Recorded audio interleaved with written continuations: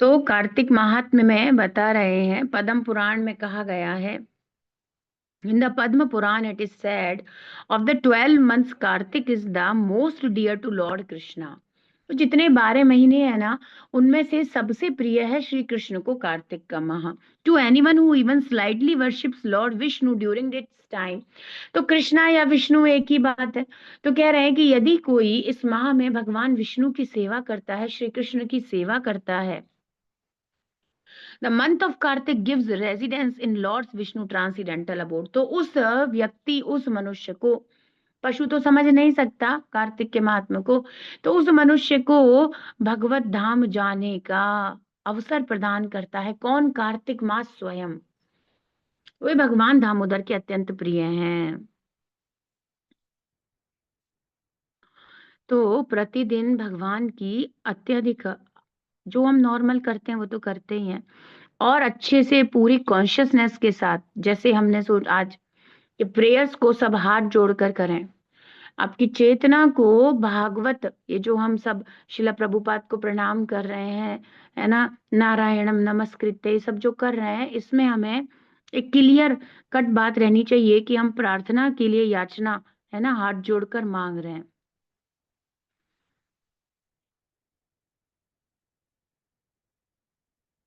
तो हमारा छठा अध्याय कल शुरू हुआ था. ग्रंथ राज श्रीमद् भागवतम की जय. विश्व गुरु शिल प्रभुपाद की जय. श्री श्री राधा वृंदावन चंद्र भगवान की जय. 3.6 और आज हमारा श्लोका है 4.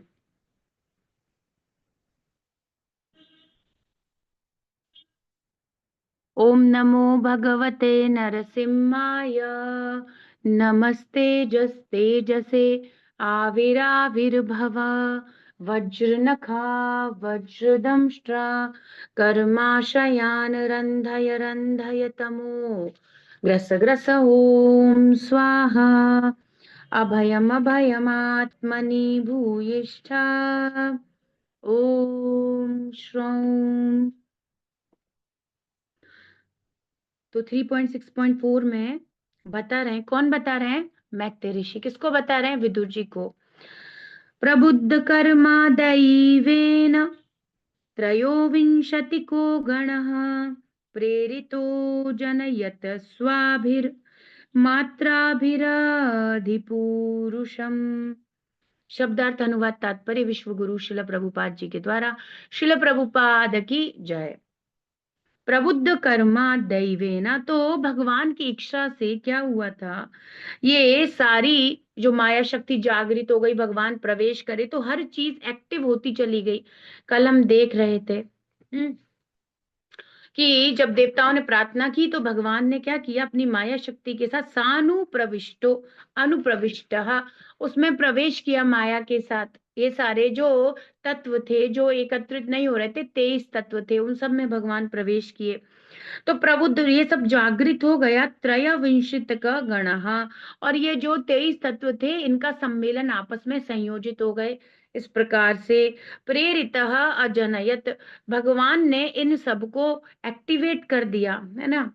इस प्रकार से ये सब कुछ प्रेरित होकर स्वभिहि मात्रभिहि अधिपुरुषम, और ये सब जब मिल गए, सब कुछ एक्टिवेट सक्रिय हो गया, तो उसके बाद क्या हुआ कि सारे ब्रह्मांड इत्यादि, और ब्रह्मांड में लोक इत्यादि क्रिएट हो गए. तो अभी सब तत्व थे, अब ब्रह्मांड का स्वरूप आ गया, और उसमें प्लेनेटरी सिस्टम, लोक भी क्रिएट हो गए, है ना. तो सारे कॉम्बिनेशन से तो एक स्ट्रक्चर बन गया ब्रह्मांड का, है ना. एक ऐसा स्ट्रक्चर क्रिएट हो गया, और यही विराट पुरुष का शरीर. तो विराट पुरुष क्या है? एक धारणा है. ऐसे लोग जो भगवान के निर्विशेष निराकार स्वरूप को, सेकंड कैंटो का फर्स्ट चैप्टर देखें यदि किसी को और अत्यधिक जानना है तो. सुखदेव गोस्वामी पाद ने बताया है, और प्रभुपाद परपोर्ट्स में बहुत अच्छे से क्लियर करते हैं कि जो लोग बहुत ग्रॉस लेवल पर हैं, जो मैटीरियली बहुत ग्रॉस लेवल पर हैं, और वो फिर वो जो मायावादी या निर्विशेषवादी, और जो भगवान को ऐसे समझते हैं कि नहीं देखा जा सकता, या ब्रह्म ज्योति है, या एक प्रकाश मात्र, एक शक्ति मात्र, ऐसा कुछ मानने वाले लोग, उनके लिए व्यक्ति, भगवान एक पर्सन है, Krishna is the supreme personality, is a person. वो विश्वास करना कठिन है, तो उनको एक विराट रूप है कि तुम्हें देखो पेड़ दिख रहे हैं ना, पहाड़ दिख रहे हैं, लोक हैं, विभिन्न लोक हैं, ब्रह्मांड कैसे बना हुआ है, ये सब उनका विभिन्न अंग है। तो तुम कमर के क्षेत्र में क्या देखा था हमने? पृथ्वी, भूलोक को। वह पृथ्वी अकेली नहीं, पूरा भूलोक ऐसे।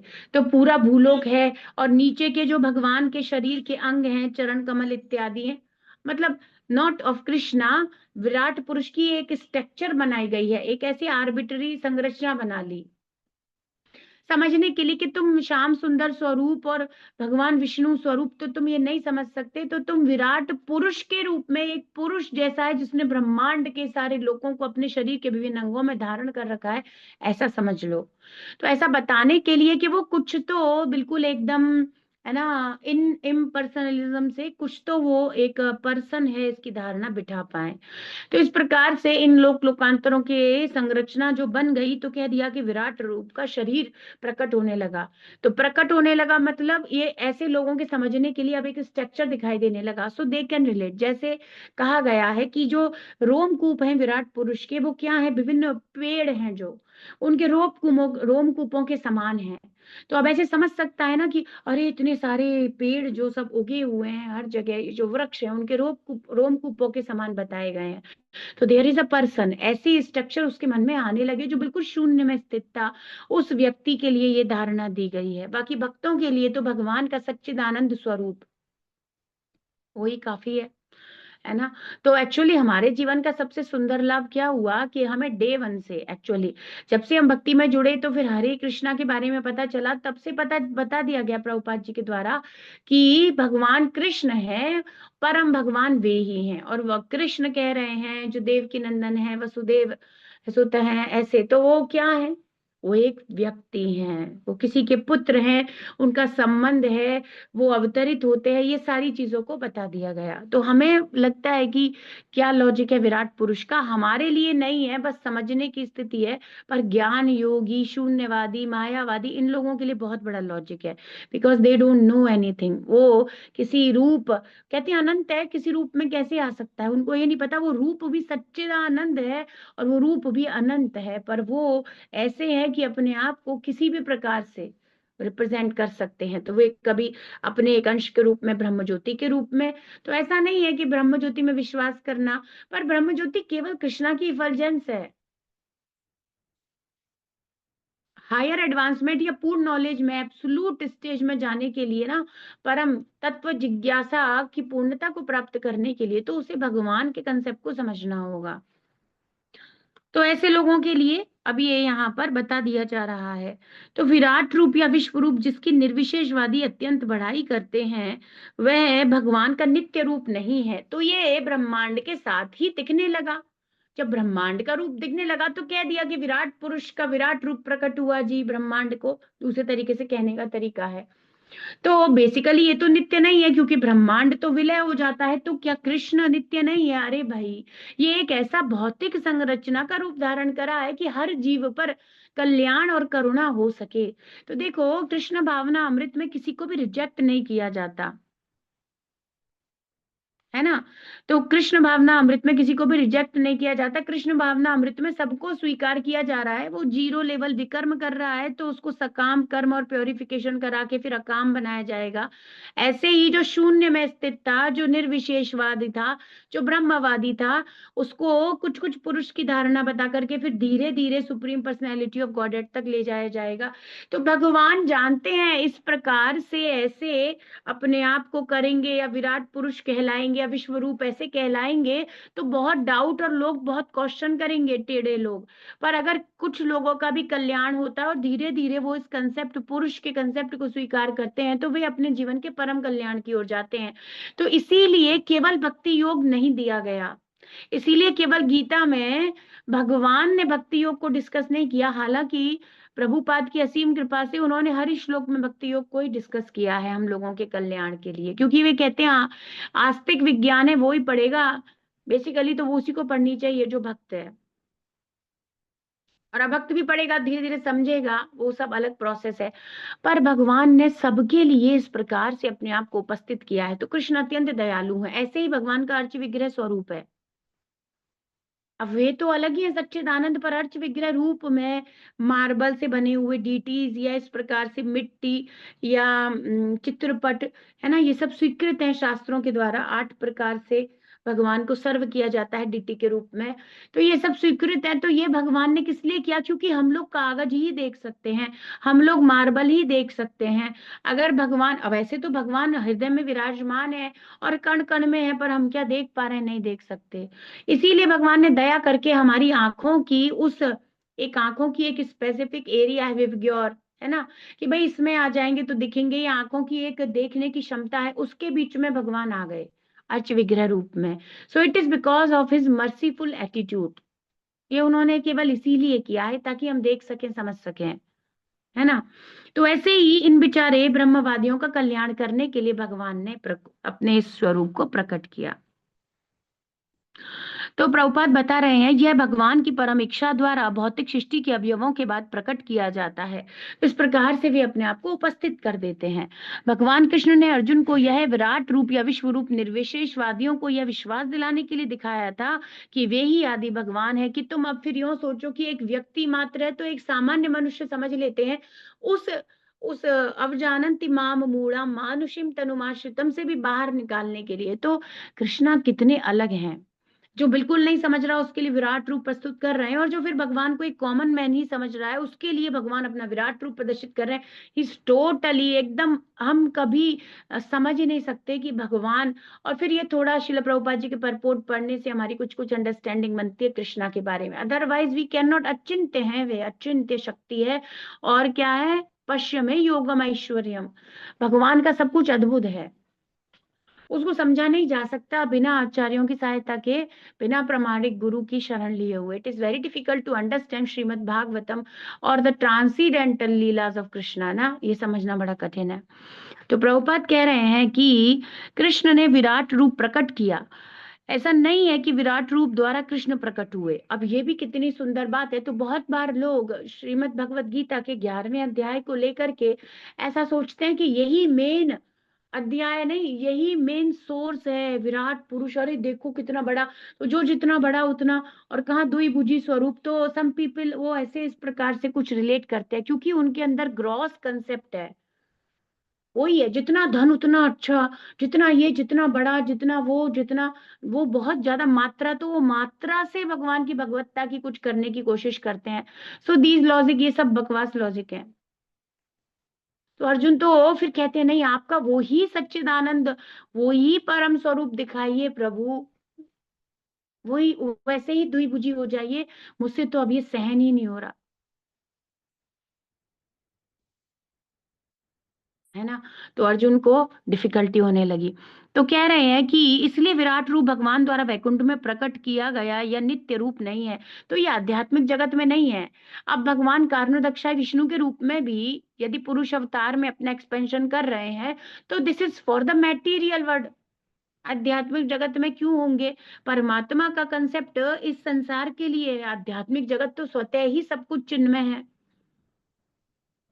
वहां तो हर कुछ सच्चिदानंद से बना हुआ है, प्रवेश करने की जरूरत ही नहीं, स्वयं ही विराजमान रहते हैं और सब कुछ है, बहुत परफेक्शन है ना। तो ये यहाँ के लिए है, यह भगवान का भौतिक प्राकट्य है। नव जिज्ञासुओं के लिए मंदिर का अर्च विग्रह भगवान का ऐसा ही प्राकट्य है। तो अब जो बिल्कुल नहीं जानते कैसे सर्व करें क्या है, तो वे अर्च विग्रह उनके लिए भी उसी प्रकार से कार्य करेगा। ये कहने का अर्थ ऐसा नहीं कि अर्च विग्रह कोई भौतिक है। Prabhupada is not saying that, he saying that कि जो लोग बिल्कुल कोई कंसेप्ट नहीं चाहते, how can I say I serve Krishna if there is Krishna, how can I serve. अरे भाई, तो वो तो ब्रह्मवादी हैं, तो वो कहेंगे कि रूप नहीं, खिलाएं कैसे? तो फिर अर्च विग्रह रूप में प्रकट होगा, देखो मेरे हाथ भी हैं, पैर भी हैं, सब कुछ है, अब खिलाओ मुझे, मैं वस्त्र भी पहनता हूं, पहनाओ मुझे। तो फिर भगवान इस प्रकार से सेवा लेने के इच्छुक हैं। तो हम प्रभुपाद जी का कोट पढ़ रहे थे कि हम उतने इच्छुक नहीं है भगवत धाम जाने के लिए, और प्रभुपाद फिर लिख ही देते हैं कि कोई भी नहीं जाना चाहता है। Very few people want to go back to Godhead. पर भगवान इतने उत्सुक हैं वे हमारा कल्याण करने के लिए, वे हमसे ज्यादा उत्सुक हैं हमारा कल्याण करने के लिए, हमें भगवत धाम ले जाने के लिए। किंतु भगवान के विराट तथा अर्च रूप भौतिक होने पर भी उनके नित्य रूप से अभिन्न है। तो वो मार्बल की बनी हुई डीटी है, पर उनको कृष्णा ने स्वीकार कर लिया है। तो एक दृष्टि से वे स्वयं भगवान ही हैं। तो ऐसे ही लोगों को समझ में बैठे, क्योंकि सिकनेस है, क्रॉस चीज का ऐसा स्थिति है, छूकर देखकर ऐसे समझकर ही व्यक्ति को लगता है, वो अपने सेंसेस को इतना ज्यादा सही मानता है कि अरे मैंने नहीं देखा तो ये बात नहीं हो सकती, जबकि ऐसा नहीं है। शब्द प्रमाण सर्वोपरि है, पर उससे भी समझ में नहीं आता है, इसीलिए आवश्यकता है ना। तो ये वाली स्थिति है। तो इसीलिए भगवान को अपने आप को इस प्रकार से करना पड़ता है, तो वे प्रकट हो जाते हैं अर्च विग्रह स्वरूप में। अब मुझे सर्व करो। तुम सोच रहे थे भोगा कहाँ ऑफर करोगे, किसको स्नान कराओगे, किसके वस्त्र धारण कराओगे, किसको दीपक ऑफर करोगे, हवा में तो कैसे ही करेंगे। तो भगवान आ गए अर्च विग्रह स्वरूप में। ठीक है, ये प्रभुपाद जी बता रहे हैं। अब आगे कह रहे हैं, परेण विशता स्वस्मिन् मात्रया मात्रया विश्वसृग्गणः चुक्ष चुक्षोभान योन्यमासाद्य यस्मिन् लोकाश्चराचराः। तो कह रहे हैं, परेण विशता स्वस्मिन् मात्रया, अपने स्वांश के द्वारा। तो अब यहाँ पर कारणोदक्षाय विष्णु जब आगे ब्रह्मांड की रचना के लिए कैसे प्रवेश किए उसका वर्णन आ रहा है।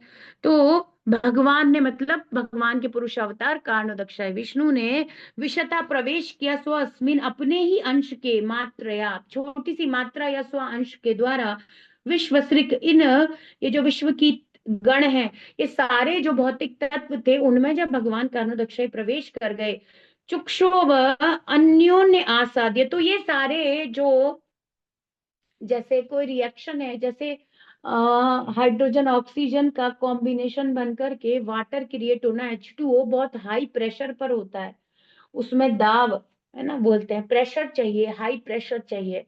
तो हाई प्रेशर वो इंग्रेडिएंट हो गया कि अब पानी और ऑक्सीजन मिलकर के जल बना लेंगे। तो ऐसे ही कृष्णा के प्रवेश करने से सारे तत्वों का वो इंग्रेडिएंट प्राप्त हो गया, जिससे अब सारे तत्व आपस में जुड़ने लगे। तो कह रहे हैं, चुक्षो चुक्षोभ, शोभ उत्पन्न हो गया, सारे तत्व एकदम विचलित हो गए और कनेक्ट होने लगे आपस में, अन्योन्य और एकदम जुड़ने लगे, आसाध्य। और ऐसे करते रहने से यस्मिन लोक चराचरा, जड़ और चेतन की सृष्टि हो गई, लोक बन गए, लिविंग मूविंग और नॉन मूविंग ऑब्जेक्ट्स बन गए, सब कुछ क्रिएट होने लगा, तो संसार जुड़ने लगा। तो ज्यों ही भगवान ने अपने स्वांश रूप में विश्व के सारे तत्वों में प्रवेश कर दिया, त्यों ही वे विराट रूप में या लोक लोकांतरों की संरचना बन गई, या विराट रूप बन गया, जिसमें सारे लोक तथा समस्त जड़ और चेतन सृष्टियां टिकी हुई हैं। इस प्रकार से एक सुंदर स्वरूप उपस्थित हो गया ब्रह्मांड का, वो अंड बन गया। अब उसमें ब्रह्मा जी को उत्पन्न किया जाएगा गर्भोदक्षाई विष्णु के रूप के द्वारा।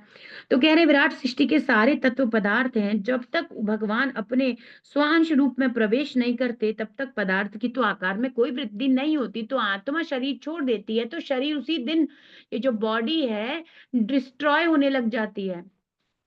अब ब्लड बनना रुक गया,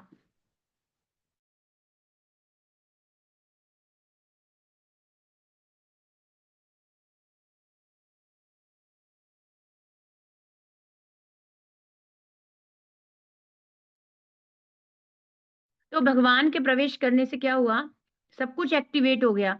ऐसे ही आत्मा यदि शरीर छोड़ दे तो सब कुछ डीएक्टिवेट, अब ना उसमें ब्लड बनेगा, ना म्यूकस बनेगा, कुछ नहीं बनेगा, सब कुछ केवल डिके होता चला जाएगा।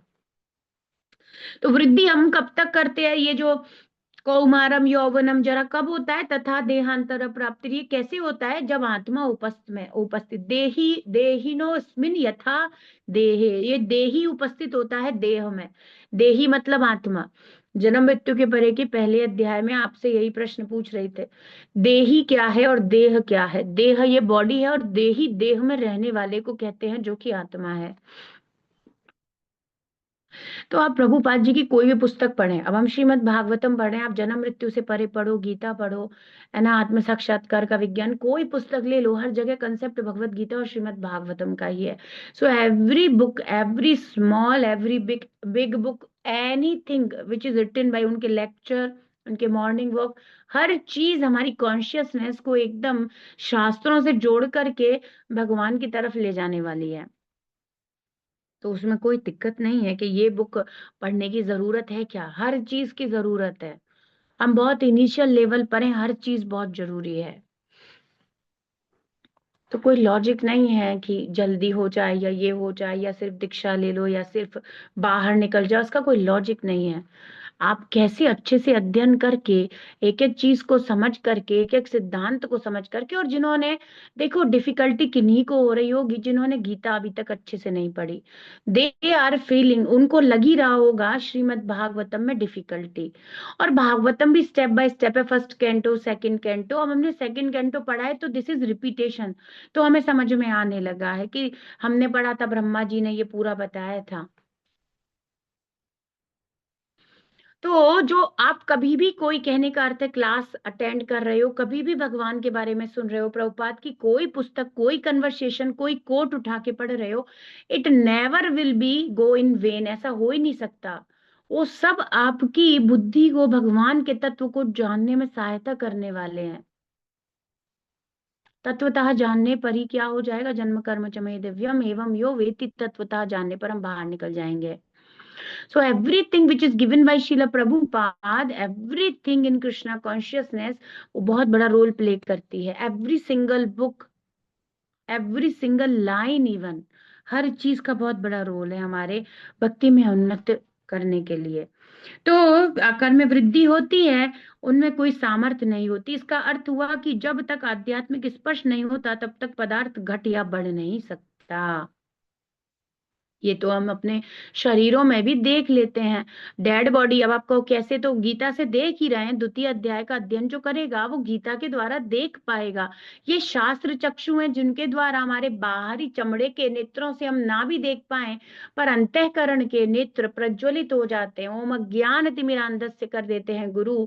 तो प्रभुपाद जी की पुस्तकों और भगवद गीता यथारूप का अध्ययन करने से हम थोड़ा देखने लगते हैं कि आप देख सकते हो डेड बॉडी हो गया, अब कुछ ग्रोथ नहीं हो रही।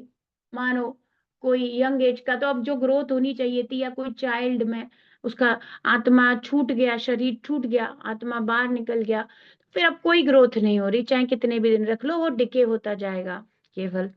तो पदार्थ आत्मा का प्रतिफल है और आत्मा के स्पर्श से बढ़ता है। कल भी हम यही समझने की बात कर रहे थे कि बिग बैंग थ्योरी या बेवकूफ, इन लॉजिकल बातों का कोई लॉजिक नहीं है। कितनी मूर्खता है। पदार्थ से पदार्थ, पदार्थ से कुछ और आ ही नहीं सकता। आत्मा से, या कहें तो सच्चिदानंद से, या स्पिरिचुअल स्पार्क से सब कुछ। तो जीवन का स्रोत जीवन है, जीवन का स्रोत पदार्थ नहीं है। तो यहाँ पर कह रहे हैं, तो वो सारे इंग्रेडिएंट मिक्स कर लो एक लेबोरेटरी में, और फिर तुम बना के दिखा दो ह्यूमन बॉडी। या इवन प्रभुपाद तो कहते हैं you can not even make a mosquito, एक मच्छर नहीं बना सकते हो तुम अगर मच्छर का शरीर भी बना लिए देन उसको, आप उसको जीवित नहीं कर सकते। आपकी क्या, पहले तो मच्छर बना ही नहीं सकेंगे, जीरो कैपेसिटी है तुम्हारी। क्यों? क्योंकि वो एक जीव है, उसके अंदर एक जीव है, उस संरचना को धारण कर रखा है।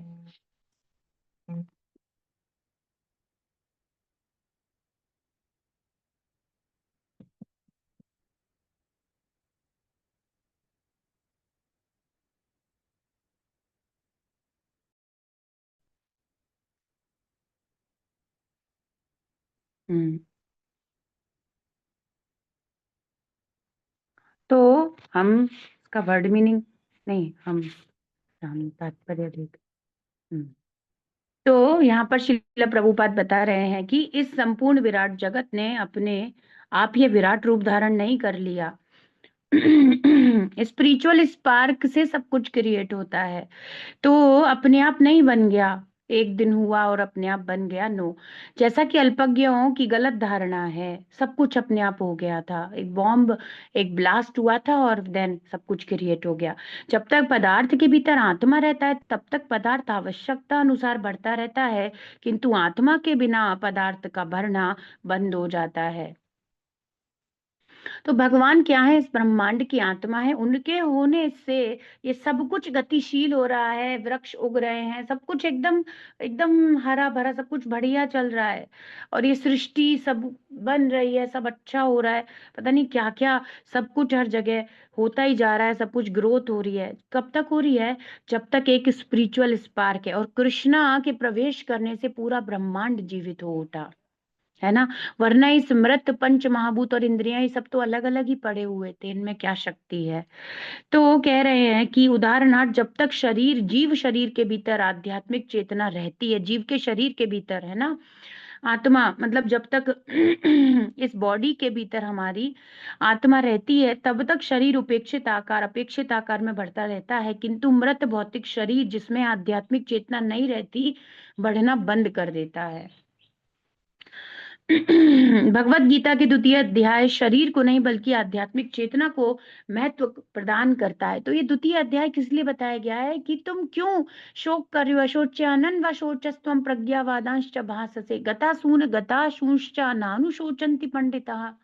सो कृष्णा अर्जुन से कहते हैं कि तुम क्या बातों के लिए इतने पंडित, इतने समझदार, और तुम, है ना, क्या शोच्यानन व शोचस्त्वम, जिसके बारे में नहीं सोचना चाहिए उस चीज के बारे में तुम सोच रहे हो, व्यर्थ की बात है। इसके लिए, नश्वर शरीर के लिए तो बुद्धिमान व्यक्ति कभी शोक करता ही नहीं है। गता शूंश्च, इसके लिए क्या शोक कर रहे हो अर्जुन तुम? कैसे तुम एक बुद्धिमान हो? ऐसे करके कुछ डांट रहे थे। तो आत्मा महत्वपूर्ण है ना, यही बताना चाहते हैं। किंतु मनुष्य को संपूर्ण विराट शरीर उसी विधि से बढ़ा जिसे हम अपने लघु शरीरों में अनुभव कर सकते हैं, है ना। तो क्योंकि ब्रह्मांड की आत्मा भगवान श्री कृष्ण के पुरुष अवतार रूप में गर्भोदक्षाई विष्णु है, और हमारे शरीर में भी परमात्मा और आत्मा, हम लोगों की उपस्थिति और भगवान की उपस्थिति के कारण ये मैटीरियल बॉडी एकदम फंक्शनिंग लगती है ना। तो किंतु मनुष्य को मूर्खतावश ये नहीं सोचना चाहिए कि व्यष्टि सूक्ष्म आत्मा विश्व रूप की विराट अभिव्यक्ति का कारण है। अब इस बात में बहुत बड़ा दिक्कत है कि वो लोग कहते हैं हम ही ब्रह्म है, हम ब्रह्मास्मि, तो मैं ही परम कारण हूं, मैं ही भगवान हूं। नहीं हो तुम जब यहाँ रहकर इतनी छोटी सी कैपेसिटी रखते हो कि अपनी बॉडी के बारे में ही जानते हो, बाकी अन्य किसी के बारे में नहीं समझ सकते हो। और दूसरी बात क्या है कि तुम अपनी बॉडी के भी अंदर की बात पूरी तरीके से नहीं जानते, कैसे भोजन डाइजेस्ट हो रहा है, कैसे तुम्हारी आंखों में पिक्चर बन रही है, यदि एक्सप्लेन्ड, यहाँ से विजुअल ग्रहण किया आंखों के द्वारा, ये रॉड्स और कॉन्स होते हैं आई की स्ट्रक्चर में, फिर वहां से न्यूरॉन्स कनेक्टेड होते हैं, फिर वो जो फाइन न्यूरॉन्स होते हैं जाकर के वो ब्रेन में जाकर के फोर लोब्स होते हैं, उनमें जाकर के वो बनाते हैं, पिक्चर बनती है, फिर वो उल्टी बनती है और फिर वो सीधी लेंस के द्वारा प्रदर्शित होती है, तो हमें सब दिखाई देता है, और फिर उससे थोड़ा नॉर्मल जो होता है वैसा दिखाई देता है, ये सारा। तो ये लोग ऐसे एक्सप्लेन भी कर दे, पर अगर ये कह रहे हैं कि जो विजुअल या स्टिमुलस है उसका रिले होता है, तो हाउ, कैसे होता है भाई? वो शीशे या निर्जीव वस्तु के सामने रखो तो क्या दिक्कत है ना, उसको तो महसूस नहीं होता, तो हमें तो रंग और वगैरह सब हमको तो बहुत अलग है ह्यूमन आई। आपको आकार, आपको स्थिति वगैरह सब कुछ एकदम परफेक्ट इमेज फील होती है, एकदम कंप्लीट है आई का सब कुछ फंक्शन जो कृष्णा ने बनाया है। तो दे कैन नॉट अंडरस्टैंड। तो हम लोग ये भी नहीं समझ सकते, तो हम कैसे ब्रह्म हो सकते हैं? हम अपने शरीर के अंदर मेरे क्या बीमारी है, क्या सही चल रहा है, कैसे सही चल रहा है, इवन हम वो भी कनेक्ट नहीं कर सकते, then how anybody can say कि मैं भगवान हूँ? ये बात है। तो प्रभुपाद कह रहे हैं, विश्व रूप को विराट रूप इसलिए कहा जाता है क्योंकि भगवान अपने स्वांश रूप में इसके भीतर होते हैं, है ना। इसलिए कहा जाता है क्योंकि भगवान है, तो भगवान के कारण सब कुछ जीवित है। तो अब एक तरीके से देखा जाए, संसार का आधार भगवान है, और इस संसार में ऐसी स्थिति है, इस संसार हर जगह ऊपर नीचे सब ब्रह्मांडों में, चींटी से लेकर ब्रह्मा जी तक, हालांकि अपने ब्रह्मा जी तो जो अभी हैं वो हमारे आचार्य हैं, और वो भगवत भक्त है, बाकी सब भगवान से विमुख हैं, जो कि इस सब का आधार है। अब देखो, थोड़ा और डीप में चलें, तो जो भी चीज को सुख मान रहे हो उसका आधार तो कृष्ण है। जो भी चीज को सुख मान रहे हो, मानो कि हम पैसे को सुख मानते हैं, और होता ही, अब किसी से पूछोगे बोले मानने की क्या जरूरत है, पैसे के बिना क्या सुख है संसार में। भाई पैसा सुख है, वो पैसा, अब वो चाहे वो पैसे के वो जो नोट या सिक्के हैं वो भी जोड़ने बनने का आधार कृष्ण है, और उसकी जो स्थिति इस संसार में चल रही है कि उसका ऐसा मूल्य है, उसके आधार भी भगवान श्री कृष्ण है। और ये सब व्यवस्था करने वाले, वर्ण आश्रम इत्यादि कर्तव्यों का पालन करके करके जीविका अर्जन करने का जो साधन स्थिति बनाए हैं, है ना, चातुर्वर्ण्यम मया सिस्टम, वो भी श्री कृष्ण है। तो फिर क्या दिक्कत है? हर चीज का आधार, अब भोजन यदि सुख देने वाला लगता है तो उसे एक एक अन्न के दाने के उगने से लेकर, पोषण से लेकर, बनने से लेकर, पकने तक, आपकी थाली तक आने का आधार भगवान श्री कृष्ण है। ये वही पंच तत्व का बना हुआ एक अन्न का दाना है, जिसमें जुड़ करके भगवान की उपस्थिति के कारण, अब भक्त के अंदर क्या अंतर है? वो जो एक सामान्य अभक्त है वो भी भोजन खा रहा है पर विदाउट एनी कॉन्शियसनेस, और भक्त अब समझ गया है कि इस भोजन का एक एक ग्रास जो मुझे आनंद दे रहा है, उसका एक एक कण कृष्ण के प्रविष्ट होने के कारण है। तो वो महाप्रसादे गोविंदे बोल कर लेता है, ऑफर करके, प्रसाद ग्रहण करके, महाप्रसादे गोविंदे, उसकी चेतना में गोविंद रहते हैं कि साक्षात गोविंद हैं जिनको मैं ग्रहण कर रहा हूं, और वो मेरी जिह्वा पे सुख इत्यादि के कारण है। तो आधार कृष्ण हो जाता है। So by understanding this analytical study and the creation process, ये सब जो है ना, creation of the universal form, ये सब करने से क्या होता है, हम और क्लोज आ सकते हैं कृष्णा के। So if somebody is thinking that there is no लीलाएं, और the topic is something I am not able to understand properly, तो आप समझ नहीं रही हो, यही तो अंडरस्टैंड करना था। तो आप पहले तो भौतिक अस्तित्व से बाहर निकलोगे ना, मैं ये शरीर नहीं हूं, ये तो समझो। ये समझाने के लिए क्रिएशन पढ़ना जरूरी है कि मैं कैसे बना, मेरा आधार, ये तो जुड़ ही नहीं रहा था, सब अलग थलग है, इसमें कुछ है नहीं। इस बॉडी को लेकर के इतना परेशान होने की, या ऐसे चिंतित होने की, इस बॉडी की ब्यूटी, इस बॉडी का रख रखाव की ज्यादा जरूरत नहीं है। जितने में तुम्हारी भक्ति चलती रहे उतना काफी है, उतना रख लो। क्योंकि व्हीकल में ऑयल या पेट्रोल वो तो डलेगा, तो उसकी व्यवस्था भी की गई है, पर उसकी अत्यधिक व्यवस्था की आवश्यकता नहीं होनी चाहिए। इस पे अवार्ड ले रहे हैं, इस पे मिस यूनिवर्स, मिस इंडिया, इसके, इस चमड़े के बैग के पीछे लोग पागल हैं। इवन वो पशुओं का चमड़ा इस्तेमाल कर रहे हैं, कैरी करेंगे एसेसरी, वो चमड़े का लेदर का बैग चाहिए, और ऐसे ही चमड़े निकलेंगे सबके। फिर नरक में यही होता है, पीड़ा देते हैं। तो यहाँ अब इसके साथ यही चाहिए वही चाहिए का काम नहीं है। अगर आपका वो जो खादी का कपड़े का वो भी चलेगा तो बढ़िया है, वो चलने दो। आप समझ पा रहे हो ना क्रिएशन पढ़ करके, कि हर चीज के बनने का, जुड़ने का, अस्तित्व में आने का, धागा बनने का, खाना भोजन, जो चीज कण मात्र देख रहे हो उस सब में कृष्ण प्रविष्ट हैं। कृष्ण को देखना सीख जाता है श्रीमद् भागवतम। इसीलिए हर चीज श्रीमद् भागवतम में नेक्टेरियन है, कुछ भी हे अंश नहीं है। हे मतलब ओ हो ये अच्छा नहीं है, घृणा करो, इसे छोड़ दो, ये अच्छी कम इंपॉर्टेंट बात है। No, every shloka is our life and soul, every word of Srimad Bhagavatam, because with every word, because every word is transcendental, and with every shloka, every word, हम क्या होंगे, और ज्यादा भगवत भावना भावित हो जाएंगे, कृष्ण भावना भावित हो जाएंगे। ग्रंथराज श्रीमद् भागवतम की जय, विश्व गुरु शिल प्रभुपाद की जय, श्री श्री राधा वृंदावन चंद्र भगवान की जय, निताय